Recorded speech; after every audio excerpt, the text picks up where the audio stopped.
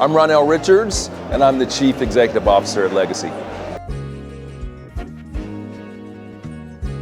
Here's what that means to me. When I look at Legacy and I think about Legacy, a lot of people think about the future. For me, I think about my grandparents, I think about my parents, I think about the people that came before me that sacrificed so much that I could be in this privileged position I am in today.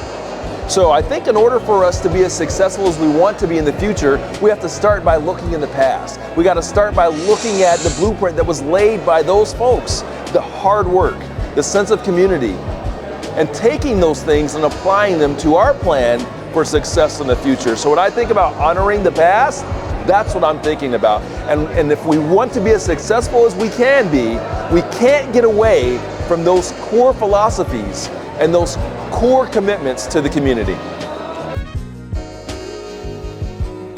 Build a community.